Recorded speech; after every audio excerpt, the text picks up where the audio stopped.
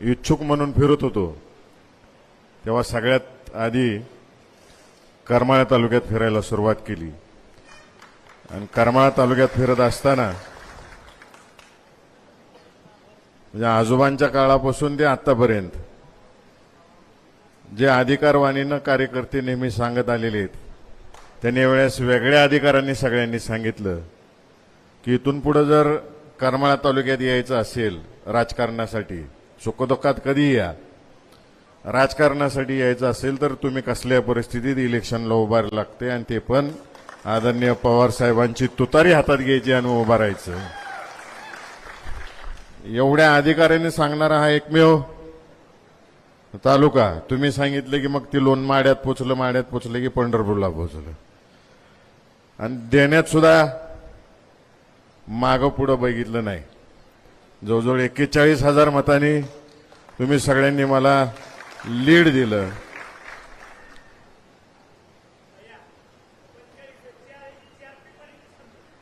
ते तुमच्या लक्षातही नाही बघत होतो सगळ्यांनी 5 पिपांनी न खाल्लं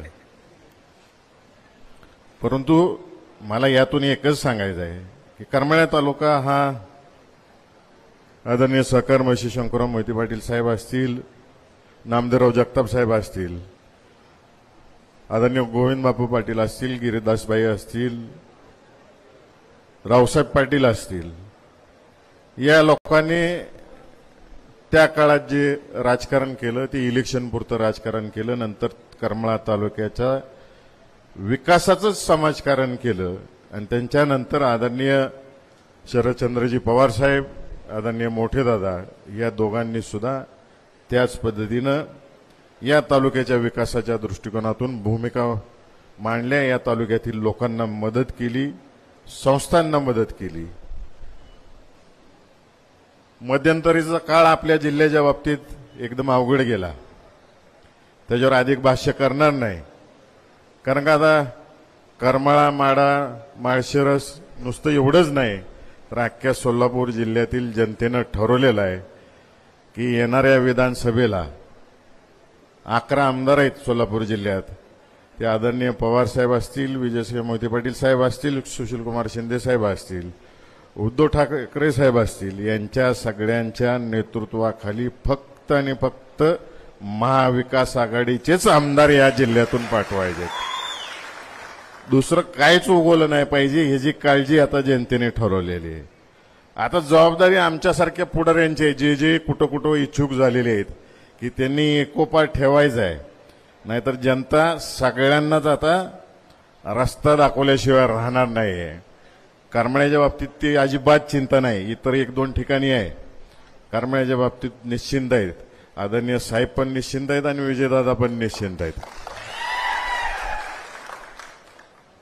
आणि मगाशी आबा जे बोलले की करमाळ्यासाठी आमच्या कुटुंबाकडून सुद्धा मदत असते रोहितदादांची सुद्धा मदत असते सगळ्यांकडून या ठिकाणी सगळ्यांच्या मागे खंबीरपणाने उभा राहायच्या दृष्टिकोनातून आम्ही सगळ्यांनी ठरवलेलं आहे आणि 3 पिढ्याचं प्रेम तुम्ही सगळे करताय आज आमच्या कुटुंबाचं घेतलं पवार कुटुंबाचं जरी घेतलं तर आज 3ऱ्या पिढीपर्यंत आहे आदरणीय पवार साहेबांपासून रोहितदादांपर्यंत आहे सुप्रियाताई आहेत रोहितदादांपर्यंत आहे आमच्यापर्यंत आहे एक साहेबांच्या आणि दादांच्या मागे उभा राहणारा हा तालुका आहे कोण नेते मंडळी कुठं इकडे तिकडे करत असतील तर त्यांना कसं सरळ करायचं हे करमाळा तालुक्यातल्या जनतेला चांगलं माहिती आहे शिकवायची गरज नाही त्या अनुभवातून आमचं पण कुटुंब गेलेलं आहे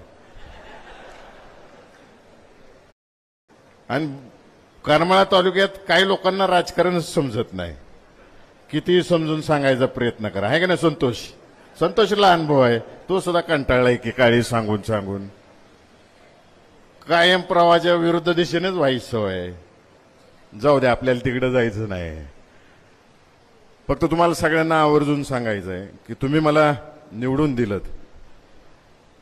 आणि थोडक्या मतांनी नाही तर 45,000 मतांनी निवडून दिलं आता माझी अधिक जबाबदारी आहे कारण का आदरणीय पवार साहेबांनी आणि मोठे दादांनी या मतदारसंघाचं नेतृत्व केले आणि त्या अपेक्षेने बघताय आणि त्यात झाले काय की आपल्या अख्ख्या जिल्ह्यामध्ये आदरणीय प्रणितीताई आणि मी, आम्ही दोघंच आहे, खाली सगळी विरोधातलीच आहेत. त्यामुळे तुमच्या जास्त अपेक्षा आहेत. त्यामुळे आता माझी जबाबदारी अधिक आहे की तुम्हाला सगळ्यांना तुमच्या बरोबरीनं काम करून, तुम्हाला सगळ्यांना पुढं करून आदरणीय पवार साहेबांच्या नेतृत्वाखाली या जिल्ह्यात महाविकास आघाडीचे जास्तीत जास्त आमदार आले म्हणजे मला हाताला सहकार्य मिळतील. येणाऱ्या झेडपी पंचायत समितीला सुद्धा आपली करमाळा पंचायत समितीवर आणि झेडपीवर राष्ट्रवादीची सत्ता कशी येईल हे बघायचं आहे. त्यामुळं तोपर्यंत तरी मी तुमच्यासाठी उपलब्ध आहे. तेव्हा येतील तेव्हा त्यांच्या बरोबरीनं काम करेन. तोपर्यंत 24 तास कोणतीही गोष्ट अधिकाऱ्यांनी सांगा मला. परवा वाऱ्यांनी मला सांगितलं दिल्लीत असताना अधिवेशनाला, भैया कसल्याही परिस्थितीत यायला लागते करमाळ्याला आणि बैठक लावायला लागते नॅशनल हायवेची. इथले जमीन ताब्यात घ्यायला लागलेले आहेत आणि आमच्यावर अन्याय होतोय. मी त्याच दिवशी रात्री तिकीट काढलं, रात्री पहाटे पोचलो, सकाळी येऊन इथं बैठक घेतली. काही अधिकारी चाबरापणा करत होते मीटिंग न घेण्याचा, आम्हाला असं होतंय, त्रास होतोय, वरून दबाव येतोय. मी डायरेक्ट कलेक्टरला पत्र लिहिलं. कलेक्टर साहेबांनी सगळ्यांना आदेश दिले आणि आपण शेतकऱ्यांची भूमिका समजावून घेतली आणि त्याची बैठक लावली. नुसतं त्याच्यावर थांबलो नाही तर मी डीपीसीची जेव्हा बैठक होती तेव्हा कलेक्टर साहेबांना आणि पालकमंत्र्यांच्या कानावरती ही गोष्ट घातली की लगेच त्या ठिकाणी कलेक्टर साहेबांनी सांगितलं की मी सगळ्या गोष्टीचा अभ्यास करतो आणि करमाळा तालुक्यातील शेतकऱ्यांची आणि सर्व अधिकाऱ्यांची बैठक आपण कलेक्टर ऑफिसला घेऊ आणि मार्क काढू असं आश्वासन कलेक्टर साहेबांनी दिलेलं आहे. आणि पुढच्या आठवड्यातच ती बैठक लागेल आणि आपल्या हायवेचा प्रश्न संपेल. सगळ्यात महत्वाची गोष्ट आहे आपली MIDC चालू झाली पाहिजे आणि MIDCला पाणी पुरवठा आणि लाईटची सोय होत नाही तोपर्यंत ते अडचण आहे. तर त्या दृष्टिकोनातून सुद्धा मी पावलं उचलायला सुरुवात केलेली आहे. निश्चितच लवकरात लवकर त्या ठिकाणी आपला उद्योगधंदे आणि ते पण करमाळ्यातलेच कसे उभे राहतील या दृष्टिकोनातून प्रयत्न करायचा आहे. आणि यात सगळ्यात जास्त मदत मला ताईंकडून पाहिजे. ताई, सोलापूर जिल्हा हा केळी उत्पादनात सुद्धा पुढे आहे. जसं ऊसाच्या कारखान्यात पुढे आहे, डाळिंबीत पुढे आहे, तसं केळी सुद्धा हे सगळ्यात जास्त सोलापूर जिल्ह्यात उत्पादन होते. आणि उत्पादन नुसतं केलं नाही तर महाराष्ट्रातून 30,000 टन कंटेनर्स हे एक्सपोर्ट झाले. त्यातले 14,000 टन हे एकट्या सोलापूर जिल्ह्यातून एक्सपोर्ट झाले. आणि सोलापूर जिल्ह्यात सगळ्यात जास्त केळीचं उत्पादन कुठं आहे तर ते करमाळा तालुक्यात आहे. करमाळ्यातला शेतकरी हा अत्यंत कष्टाने पीक कमवतोय. एकतर जमिनी गेल्या उजनीत, 2-2 किलोमीटरच्या पाईपलाईन करतात. सगळ्यात कमी लाईट कुणाला मिळते तर करमाळा तालुक्यातल्या शेतकऱ्यांना मिळते. त्यातून सुद्धा हायेस्ट एक्सपोर्ट चांगलं उत्पादन करतात. तर ताई, तुमच्या सानिध्यात दिल्ली आणि मुंबईतले अनेक फूड इंडस्ट्रीशी निगडीत असलेली इंडस्ट्रियलिस्ट आहेत. त्यांचं एखादं जरी कुणाचं मोठं युनिट इथले MIDCत उभं राहिलं त्याला अँसलरी युनिट्स इथं उभं राहतील. या भागातले MSMEच्या माध्यमातून आपली मुलं छोटे छोटे उद्योग उभा करतील. तर मला नक्कीच तेव्हा जेव्हा इथं MIDCत सगळे लाईट आणि पाणी सप्लाय होईल त्या दृष्टिकोनातून आपण त्या उद्योगपतींना सांगावं मी इथं घेऊन येतो. आम्ही सगळेजण त्यांना फिरवून दाखवतो. त्यांना जिथं पसंत पडेल तिथं त्यांनी तो उद्योग टाकावा अशी विनंती करतो. त्या दृष्टिकोनातून आपण मदत करावी. रिटेवाडी उपसा योजनेच्या बाबतीत आबा बोलले, आपण पवार साहेबांकडे ती मागणी केलेली आहे. हे स्वप्न जर पूर्ण करायचं असेल तर आपल्याला राज्यात आपलं सरकार आणलं पाहिजे आणि त्या दृष्टिकोनातून कामाला लागलं पाहिजे. 50,000च्या पुढं आपलं लीड आपलं करमाळा माडा विधानसभेतून झालं पाहिजे. आबा, मागच्या वेळेस तुम्ही घाट राहिला होता, मी सांगत होतो अमुक ठिकाणी लक्ष द्या. तुम्ही शेवटपर्यंत तिथं लक्ष दिलं नाही आणि तिथंच घोळ झाला आणि तुमचा तिथं पराभव झाला. यावेळेस आबांना सांगणारच नाही आहे.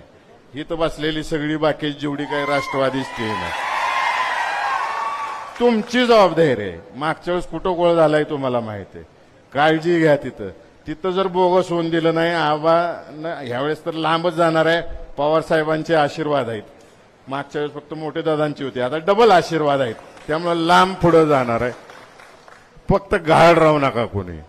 आणि आपल्याला करमाळा तालुक्याचा विकास करण्याच्या दृष्टिकोनातून सगळ्यांना एक सण राहायचं आहे.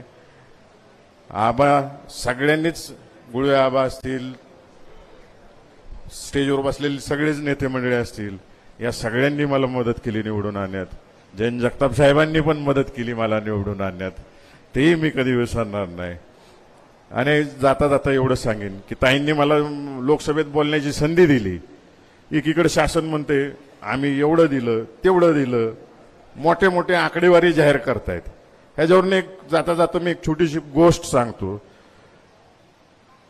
काय होतं, एक शिक्षक होता करमण्यात शिकवायला शाळेत, आणि ते सुट्टीनिमित्त गावाकडे गेलं. बसमध्ये बसून गावाकडे गेलं. साधारण 11-12च्या सुमारास गावात पोचलं.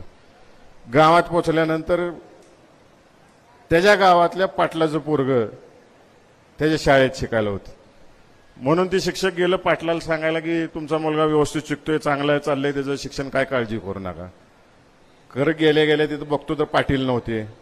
त्यांच्या मंडळी होती पाटलीनबाई. त्यांना म्हणले असं असं आहे, व्यवस्थित आहे, काळजी करू नका. पाटलीनबाई म्हणले मला सांगू नको, पाटलाला सांगा मगच जातो. ते शिक्षक बसली वाट बघत. 12चे 1 झाले, 1चे 2 झाले. भूक लागली. परत जाऊन विचारलं मी जातो तुम्ही सांगा. नाही नाही तूच सांगायचं. ते विचार शिक्षक पाटलाच्या बायकोच्या भीतीला घाबरून तिथंच थांबलं. 3 वाजले, 4 वाजले, शेवटची इष्टी पण निघून गेली. सगळ्या शेवटी ते शिक्षक गेले आणि म्हणले मला निघायला लागेल, आता चालत जायला लागेल करमाळ्याला. ते बिचारे शिक्षक पाटलीनबाईंना नमस्कार केला. पाटलीनबाई म्हणल्या थांबा, हे जरा डबा दिला. ते शिक्षक डबा हातात घेऊन चालायला लागले. जसं चालेल तसं भूक वाढत चालली त्या शिक्षकाची. विचार केला तर डबा काढून उघडून खावं त्यातलं काहीतरी. परत विचार केला पोराने जर सांगितलं बापाला तर काय खरं नाही आपलं. परत चालायला सुरुवात केली. परत भूक वाढली की डेअरिंग करून बघूच म्हणले शिक्षक. ते डबा उघडला तर पहिले थाळीचा डबा होता. वरच्या डब्यात एक चिठ्ठी होती. चिठ्ठी काढली, वाचली. 25 लाडू दिलेले आहेत. सुखी राहा, व्यवस्थित शिक्षण कर, लाडू वेळच्या वेळ खा, असं आईनं चिठ्ठी लिहिलेली. शिक्षक घाबरलं. परत डबा बंद केला. परत चालायला लागलं. हिशोबच लिहिलाय ना 25 लाडू. मोजल्यावर काय करायचं पाटलाच्या पोराने, आणि परत घरी सांगितल्यावर काय करायचं. ते बिचारं चालायला लागते. भूक काय अनावर होती. पुन्हा डबा उघडून बघते. मग काळ्याचे लाडू असतात आणि डब्यात थाळीचा डबा असतो. जसा चालेल तेव्हा डबा कधी सरळ चालतो का, आपल्या हातावर हलत असतो. तशा कळ्या गडून पडत असतात. मग शिक्षक म्हणते आता लाडवाला काहीतरी हात लावायचा नाही, त्या बाजूला पडलेल्या कळ्या खायच्या. ती बाजूला पडलेल्या कळ्या खाते. परत डबा बंद करते आणि पहिलं जरा हळूहळू हलत असतो डबा, ती जरा जोरात हलवायला चालू करते, म्हणजे जास्तीत जास्त कळ्या निसटाव्यात. असं करत करत करत ते पोचते. पोचल्यानंतर शाळेत जाते, हॉस्टेलमध्ये जाते. त्या पोराला डबा देते. पोरग डबा काढते, चिठ्ठी वाचते आईची, खालचा डबा काढते, डब्यातले लाडू बघतो. पोरग विचार करते आई नेहमी एवढा मोठा लाडू पाठवायची, आता एवढेच लाडू आलेले आहेत. महाराष्ट्राची अवस्था अशी आहे की आपल्या मुंबईने आणि महाराष्ट्राने केंद्र शासनाला सगळ्यात जास्त इन्कम टॅक्स, जीएसटी आपण सगळ्यात जास्त दिले तिकडं, आणि आपल्या महाराष्ट्राच्या विकासाला केंद्र शासन काय देते, एवढा बारका लाडू पाठवून देते. आम्ही सगळेजण भांडलो सभागृहामध्ये ताईंच्या नेतृत्वाखाली. आता हे जर थांबवायचं असेल, हा दबाव जर थांबवायचा असेल, आपला लाडू वाटा मोठा करायचा असेल महाराष्ट्राचा, तर राज्यात महाविकास आघाडी सरकार आल्याशिवाय पर्याय नाही. आणि मला खात्री आहे की आदरणीय पवारसाहेबांच्या नेतृत्वाखाली महाराष्ट्रातले सगळे पक्ष, महाविकास आघाडीचे घटक पक्ष हे यावेळेस चांगला परफॉर्मन्स करतील अशी अपेक्षा आपण बाळगूया. आणि जाता जाता एक सांगतो, ताईंनी संधी दिल्यामुळं आणि विजयसिंह मोहिते पाटील साहेब ज्यावेळेस या विभागाचे खासदार होते, त्यांनी जेऊर ते आष्टी ही रेल्वेची मागणी केली होती. ताईंनी मला बोलायला संधी दिल्यामुळं मी तिथं बजेटमध्ये रेल्वे मंत्र्यांकडे मागणी केली की जेऊर, चौंडी, आष्टी ही रेल्वे रूळ पूर्ण करावा आणि इंदोर, चौंडी आणि पंढरपूर अशी रेल्वे सुरू करावी, जेणेकरून आपल्या भागातील लोकांना अहिल्याबाईंच्या कर्मभूमीत जाता येईल, इंदोरच्या लोकांना त्यांच्या जन्मभूमीत येता येईल, आणि त्याचबरोबरीने इंदोरच्या लोकांना पंढरपूरचं दर्शन घेता येईल, अशी मागणी आपण त्यात केलेली. आणि निश्चित मला खात्री आहे की ताईंच्या नेतृत्वाखाली आम्ही सगळी दबाव टाकून त्या ठिकाणी ह्या रेल्वेच्या बाबतीत जास्तीत जास्त निधी आणण्याच्या दृष्टिकोनातून प्रयत्न करू. आणि जाता जाता शेवटी एकच सांगतो की आपली अजून एक सगळ्यांची मागणी होती, गोळेगाव ते आगोतीचे पुलाची मागणी, की जो पूल माझ्या आणि ताईंच्या मतदारसंघाला जोडणार आहे. ताईंच्या नेतृत्वाखाली मी बगरे सर आम्ही दोघं आदरणीय गडकरी साहेबांना भेटलो आणि त्या ठिकाणी मागणी केलेली. आणि आपल्या नॅशनल हायवेचं सुद्धा गडकरी साहेबांना सांगितलं. गडकरी साहेबांनी कलेक्टर साहेबांना फोन लावून सांगितलेलं आहे की कशा पद्धतीनं ते काम मार्गी लागलं पाहिजे. आणि त्या पुलाच्या बाबतीत सुद्धा गडकरी साहेबांनी ताईंना मला सूचना केलेल्या आहेत, ते आम्ही पूर्ण करण्याच्या दृष्टिकोनातून मार्गी लागणार आहे, काम करणार आहे. रिटेवाडीच बोललो की मगाशी, तुम्ही ऐकलं नाही. आणि रिटेवाडीचं सरकार घ्यायला लागेल मगाशी सांगितलं, त्यासाठी पाठपुरावा करणार आहे. आणि अलीकडे झोपेतनं बरेच जण जागे व्हायला लागलेत. आता मी जसं सक्रिय झालोय तसे बऱ्याच जणांना तुमच्या तालुक्याची आठवण यायला लागलेली. असो, त्यांचं काम आहे, ते करतायत. परंतु तुम्ही अधिकाऱ्यांनी मला निवडून दिले, मी तुमचाच आहे. कधी हक्काने सांगा, तुमच्यासाठी उपलब्ध असेल. एवढंच बोलतो आणि माझे 2 शब्द संपतो. जय